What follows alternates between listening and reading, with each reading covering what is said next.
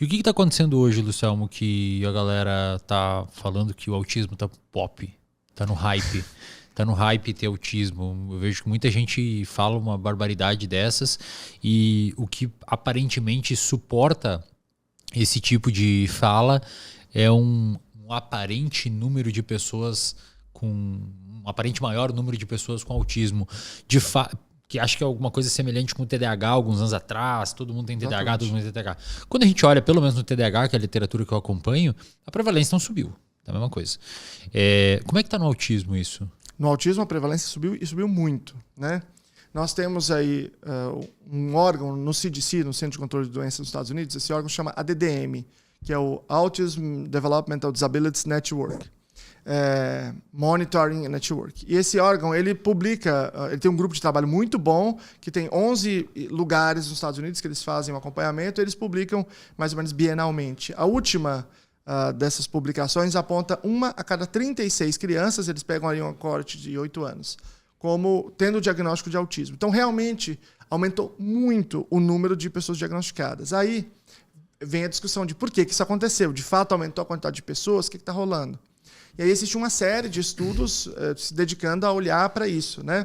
E o que eles dizem é o seguinte, por exemplo, se eu vou pegar a série histórica do CDC, o que eles dizem nesse último? Que no penúltimo, a gente tinha 1 a cada 44 e você tinha uma informação que havia uma subrepresentação dos latinos. E óbvio, né? Por vários motivos técnicos, não se acreditava que isso era por motivos genéticos, mas sim por motivos de falta de acesso da população latina nos Estados Unidos à saúde.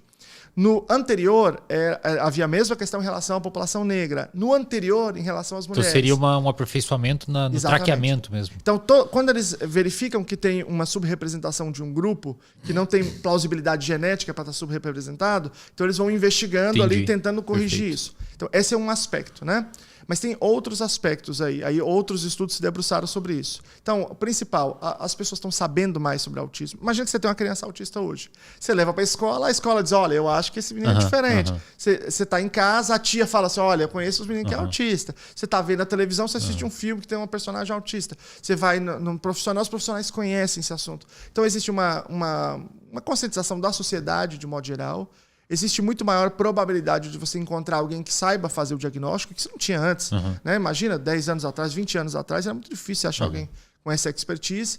E você tem uma mudança, e essa é muito importante, e é muito difícil, é muito sutil, a mudança no próprio critério diagnóstico. Né? Então, tem um cientista brasileiro nos Estados Unidos, que é o Alisson Motto, que ele diz assim, quando a gente olha para o autismo, ele é um alvo em movimento. Porque o autismo, 30 anos, 20 anos atrás, era uma coisa completamente diferente de hoje. Eu, por exemplo, tenho um diagnóstico de síndrome de Asperger, né? Na época que eu tirei o diagnóstico, que é o autismo, seria, hoje, o transtorno espectro autista nível 1 e tal.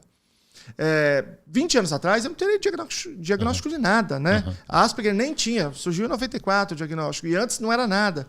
Então, o próprio diagnóstico, a própria coisa que a gente chama de autismo vai se modificando. Então, à medida que isso se alarga a quantidade de pessoas que cabe aí. O que é importante dizer sobre isso? É que, ao que tudo indica, pode ter algum aumento, mas esse aumento não é substancial, real, da quantidade de pessoas. Se houver algum aumento, é por conta de alguns fatores que a gente sabe que são fatores de risco, que podem ser, ambientalmente, podem fazer diferença. Por exemplo, a idade do pai, do homem, é uma coisa que pode aumentar a quantidade, a probabilidade. Então, hoje a gente tem tido filho mais velho, né? A pressão é primeiro estudar, depois carreira e tal. Então, a idade do homem.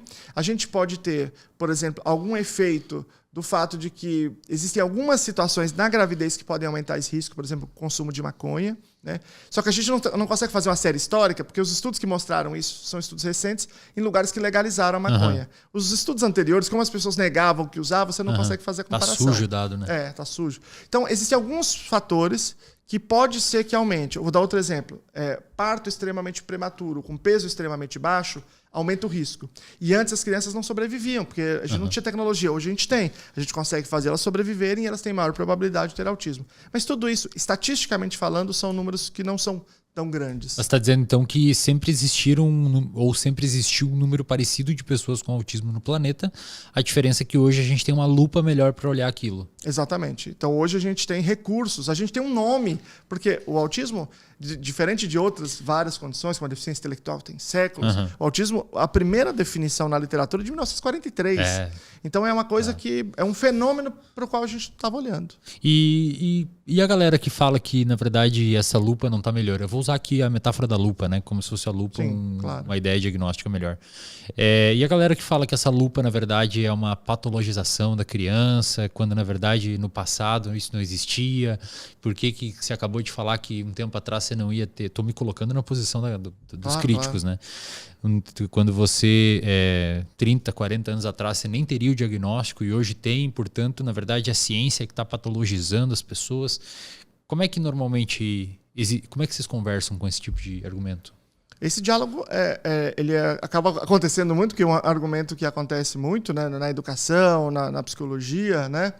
Eu acho um debate muito difícil, porque você está colocando uma época em que as coisas eram péssimas, as pessoas viviam muitos anos a menos, né, e viviam em várias situações em que essas pessoas elas não tinham diagnóstico. Não quer dizer, então, que não sofriam, né? Que não sofriam. Só quer dizer que a gente não podia apoiar.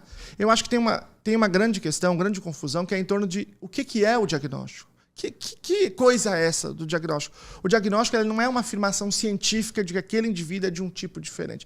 Ele é uma afirmação clínica, em que a sociedade, através de um grupo de especialistas, diz: olha, nós estamos assinando aqui como especialistas que aquelas pessoas precisam de apoio, né? Nós, enquanto sociedade, temos que dar apoio. Então, eu entendo, na verdade, que esse movimento é um movimento de nós, enquanto sociedade, conseguimos alargar a quantidade de pessoas para as quais a gente oferece apoio, né? Essa é a grande questão do diagnóstico. Quando a gente discute assim, por exemplo, eu posso ter uma pessoa que está ali no limítrofe entre ter ou não o autismo, né? E ela pode, num ambiente, eu posso dizer essa pessoa é uma pessoa autista, porque aquele ambiente não é totalmente preparado para ela, ali ela está sofrendo por um conjunto de coisas e aí ele precisa do diagnóstico porque ele precisa de apoio.